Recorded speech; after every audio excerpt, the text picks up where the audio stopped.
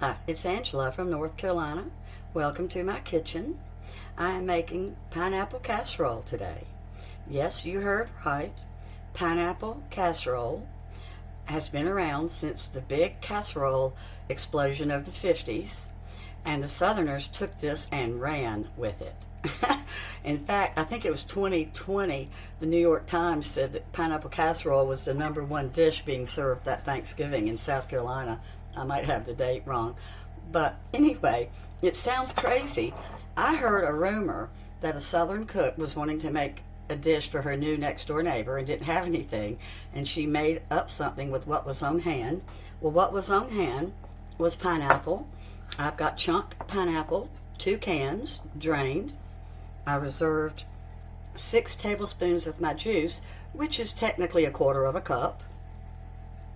I have a quarter of a cup of flour, because you know how you always mix together the exact amounts of your thickening with your flavor.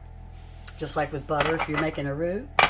I've got 8 squares, 8 tablespoons of melted butter. Here's the good part. Ritz crackers, crumbled. I always crumble them in my container so I don't make a mess. And I've got white sugar. So what we're going to do is we're going to mix this together. First thing I'm going to do is I'm going to mix up my sugar and my flour together. I like to get that mixed real well.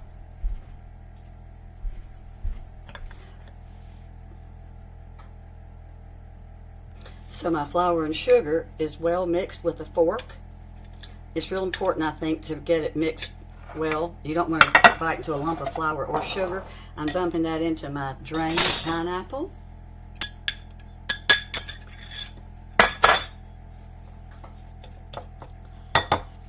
And I'm going to stir that in.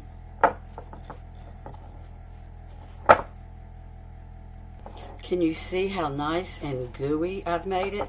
It's turned into a syrup. This entire prep for this is only 10 minutes. That's even with opening the cans of pineapple and draining them.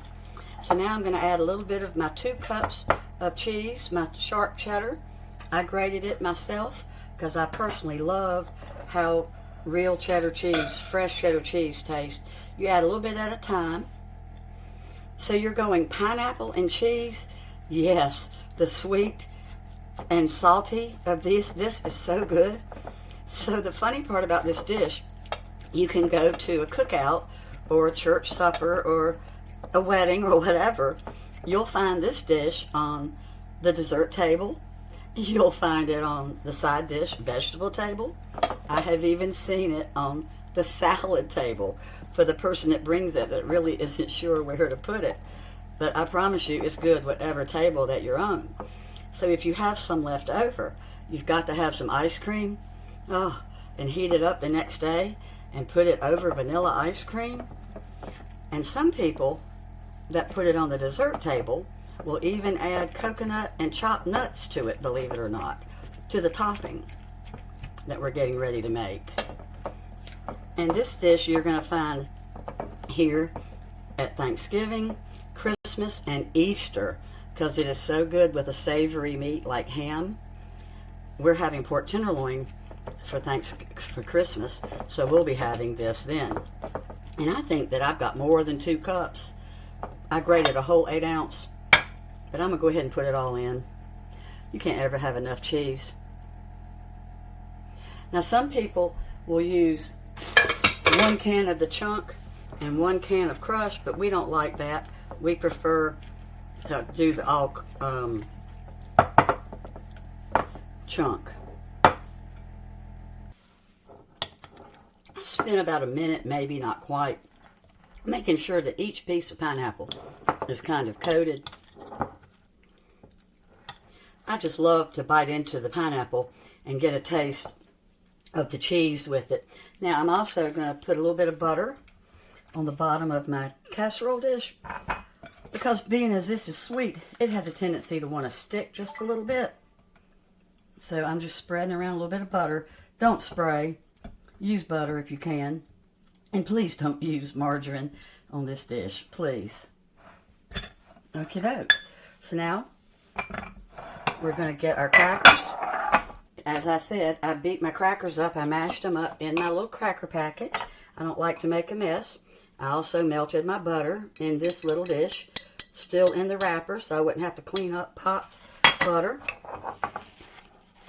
And I'm mixing and making my Ritz crackers extra buttery with 8 ounces. Excuse me, I keep saying that. 8 tablespoons of butter. 8 ounces, I don't know how much butter that would be, but we're going to stick with 8 tablespoons. So let's throw this in.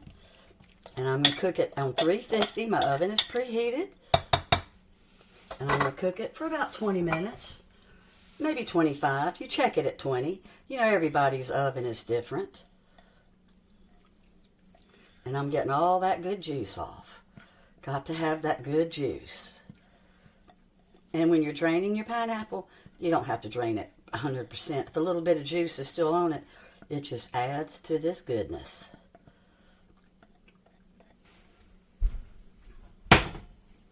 All right. Put my topping on, and this is going to go in the oven. And I bake it uncovered. I don't put a lid on it. Maybe at the very end. Now this is really good, even made 2 or 3 days in advance. I have frozen it before.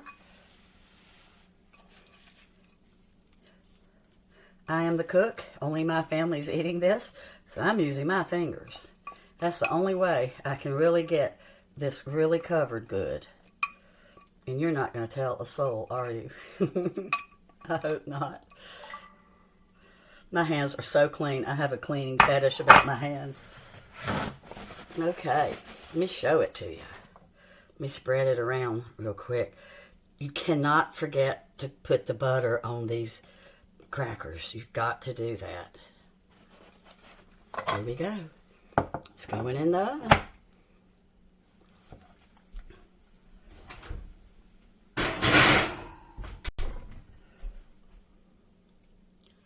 Oh no. I got 1 or 2 left, I think. Are you kidding me? I forgot to put the pineapple juice on the topping. I have not been myself since I had the dreaded pandemic virus a year ago and got long haul. So we're going to pretend that this pineapple juice was added to my butter and crackers. And we're going to put this back in the oven, okay? Sorry about that. Oh, Lord. One good thing, you can't mess up a casserole. It's almost impossible. And here lately, I've been on a roll. I've thrown away and deleted more videos than I've been able to put up the last 2 weeks. I can't seem to get a video to turn out right. So I'll be right back when this comes out of the oven. Well, my dish is out of the oven, and it looks delicious. So you'll see it's popping, and it's starting to brown. But I'm putting this in the freezer for Christmas, so I am not going to cook it completely. I'm going to pull it out of the freezer, defrost it, and I'm probably going to cook it for about 5 or 6 minutes in a 350 oven when I go to serve it. But I just have to tell you, the funny thing about this dish, men love it. If I was having some kind of a get-together, I would have women call me and say their husband special requested the pineapple and cheese casserole. I think it's because it's so good with savory meat. I really do. So give it a try. If you don't like it, tell me. I promise you somebody in your circle will love it. It is world famous, and it hasn't been cooked since 1952 for no reason. Thanks so much for watching. Bye-bye.